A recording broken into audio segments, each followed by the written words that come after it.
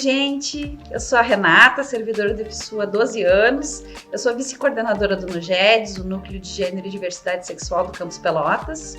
E a gente está aqui para mais um vídeo da série Desvendando os Gêneros e as Sexualidades. E hoje a gente vai falar sobre sexualidade. Vocês lembram que no vídeo anterior a gente falou sobre gênero? Então, do mesmo jeito que existe gênero culturalmente imposto, baseado na genitália, existe também uma sexualidade que é dita natural, baseada no pressuposto de que o normal é a gente sentir desejo pelo gênero oposto ao nosso. Já pensaram nisso? Já pensaram que tem uma relação direta que a gente faz naturalmente entre sexo biológico, gênero e desejo, como se fossem coisas encadeadas, dependentes entre si? Já pensaram que talvez essa relação não seja assim tão natural quanto se diz por aí? É sobre isso que a gente vai conversar no vídeo de hoje.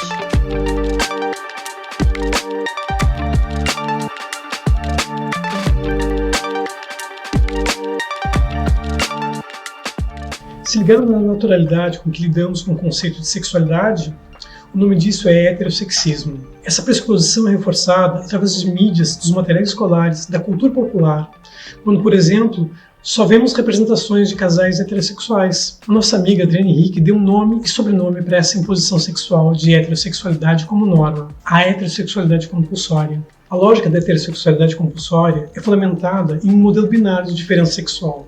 Em outras palavras, a heterossexualidade compulsória se baseia em duas ideias. Primeiro, na ideia de que as pessoas ou são homens ou são mulheres. E segundo, homens e mulheres são um par sexual adequado. De forma que homens e mulheres são objeto exclusivo do desejo emocional e físico, um do outro. Tá claro isso?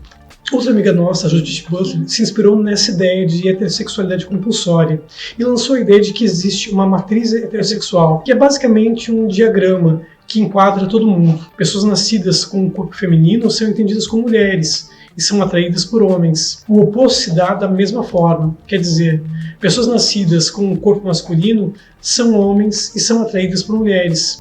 Os limites dessa matriz fazem com que certas identidades não possam existir. Casos em que o gênero não decorre do sexo. E há casos em que o desejo não decorre nem do sexo, nem do gênero.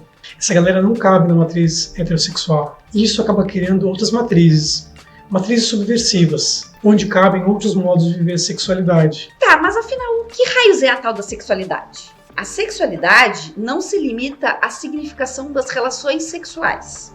Esse conceito tem um sentido mais amplo. Sexualidade é um modo como nós comportamos socialmente em relação a outras pessoas, ditando com quem vamos ou não nos relacionar de maneira sexual. A sexualidade é algo individual, já que existe uma escolha do parceiro e atividades privadas em relação à nossa escolha. Existe o que chamamos de sexualidade hegemônica, quando pessoas são atraídas pelo dito sexo oposto. Essas são pessoas heterossexuais. Mas não é nenhum mistério que existem pessoas que não se identificam com a sexualidade hegemônica, né? Então, quais são as outras maneiras de viver a sexualidade que existe? Na escola, por exemplo, aprendemos muito sobre sexualidades não hegemônicas, como pessoas lésbicas, gays, bissexuais e por aí vai. A famosa comunidade LGBT, saca? Não sabemos muito o que é ser lésbica, por exemplo, ou por que pessoas podem sentir atração por homens e por mulheres ao mesmo tempo. A gente conhece alguns LGBTs famosos, cantores, influencers, atores, e podemos até ter um amigo LGBT. Aliás, quase com certeza, pelo menos temos um. Mas não é comum discutirmos o que realmente significa essa sigla no nosso dia a dia. Vemos alguns romances, LGBT na televisão e logo vem um auê em cima disso. Por causa de alguma cena de beijo gay.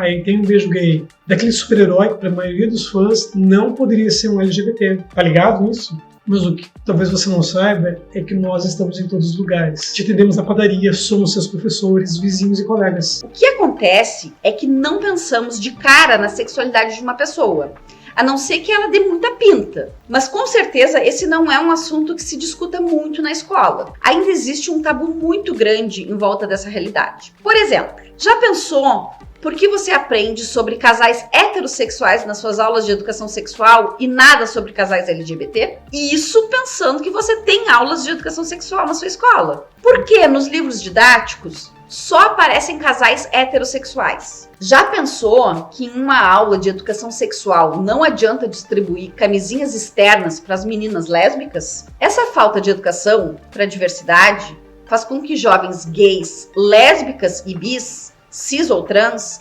fiquem cheios de dúvida quanto à sua sexualidade. Como se fosse uma coisa errada de se sentir. Como se eles não se encaixassem na norma. Como se não tivessem o direito de saber sobre suas sexualidades. Como se fossem os únicos a serem LGBTs. O que não é verdade e precisamos falar sobre isso. A nossa educação, seja na escola, em casa ou através de produtos culturais, nos programa para sermos heterossexuais. Assim como falamos no último vídeo que somos criados para sermos cisgênero. Mas no caso da sexualidade, nós que não nos encaixamos na sexualidade dita normal, percebemos logo cedo nossa atração por pessoas do mesmo gênero, ou por ambos os gêneros, e lutamos contra essa ideia porque nos fizeram acreditar que ser heterossexual é o normal, e que todos deveriam ser heterossexuais. Antes de sair do armário, existem muitas dúvidas. E é só você e seu cérebro tentando entender o que está acontecendo. E isso pode ser um caminho bem complicado. Nem todo mundo entende sua sexualidade ao mesmo tempo.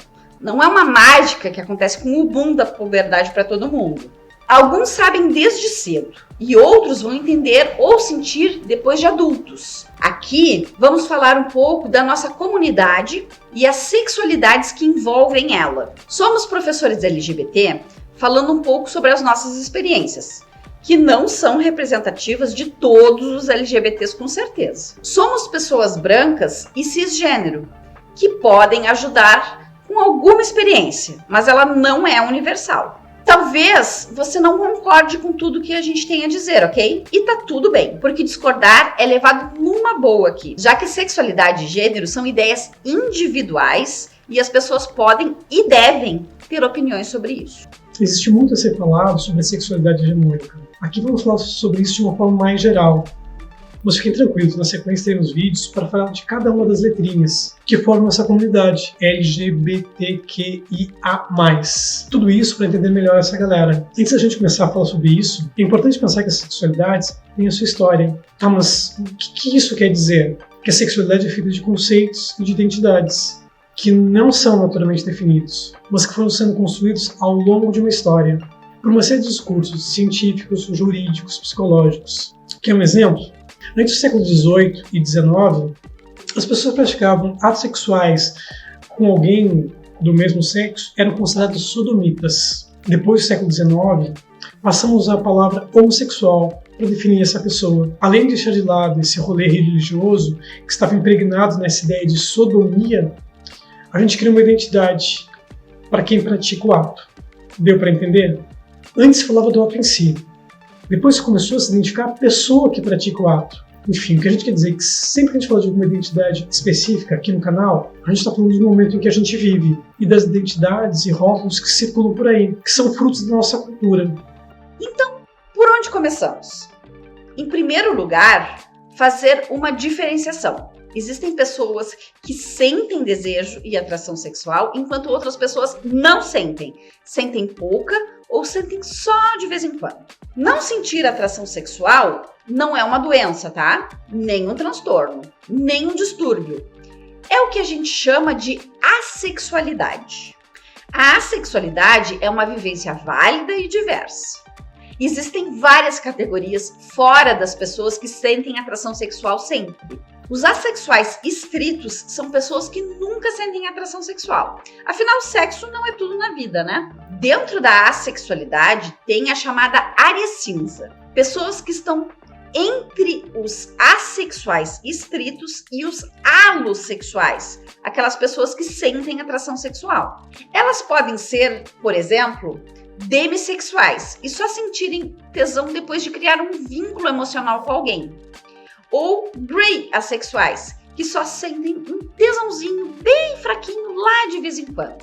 Já as pessoas que sentem desejo sexual, os alossexuais, fazem parte de um outro lado da moeda e merecem uma segunda diferenciação. Tem quem sente atração por um gênero só, os monossexuais, e quem sente atração por mais de um gênero ao mesmo tempo, os multissexuais. Entre os monossexuais, existem pessoas que sentem atração por um gênero diferente do seu, os heterossexuais, como a gente já falou, e as pessoas que sentem desejo pelo mesmo gênero que o delas, os homossexuais. Homem com homem é gay, mulher com mulher é lésbica. Agora, os multissexuais são uma outra história, porque eles sentem atração por 2 ou mais gêneros ao mesmo tempo. Dentre as várias maneiras de viver a multissexualidade, 3 ficam em destaque: os bissexuais, os pansexuais e os polissexuais. Existem diversas maneiras de definir essas 3 categorias. Não tem um acordo de como devemos entender essas definições, nem regras escritas em livros. As mais comuns são: bissexual é aquela pessoa que sente atração por mais de um gênero ou sente atração pelo seu gênero e outros. Pansexuais são pessoas que sentem atração por todos os gêneros ou independente do gênero. E polissexuais se sentem atraídos por vários gêneros, mas não todos, com algumas restrições. É importante a gente lembrar de uma coisa: sexualidade não é fixa ou estagnada. Uma pessoa pode viver uma sexualidade por uma vida inteira, mas também é possível que a sua sexualidade mude. Pense em um homem heterossexual de seus 40 anos de idade, que começou a sentir desejo e atração por outro cara.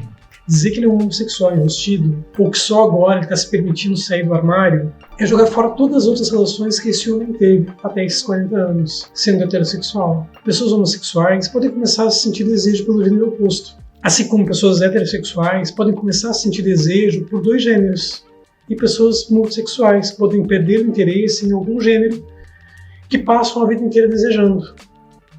A nossa sexualidade pode ser fluida e pode mudar ao longo do tempo. Isso não é nenhum problema. Se ficou qualquer dúvida, deixa nos comentários, que a gente tenta responder de uma forma melhor. Gostou do nosso vídeo? Quer entender um pouco mais sobre esse assunto? Eu tenho 2 dicas de leitura bem legais para vocês. A primeira é o livro chamado Esse Livro é Gay.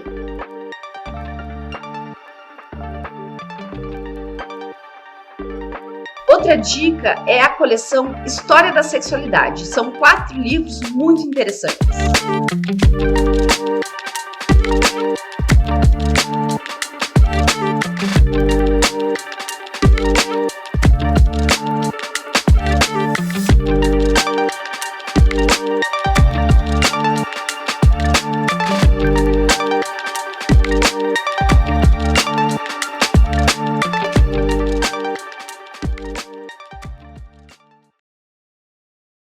Opa, esse aqui é grande. Vamos lá, Felipe, força. Próximo. A lógica deve ser...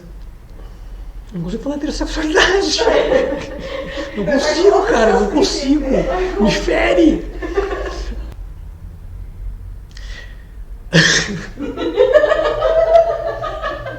No primeiro ainda.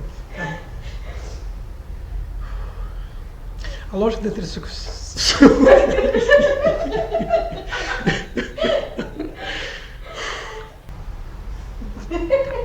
Vamos lá!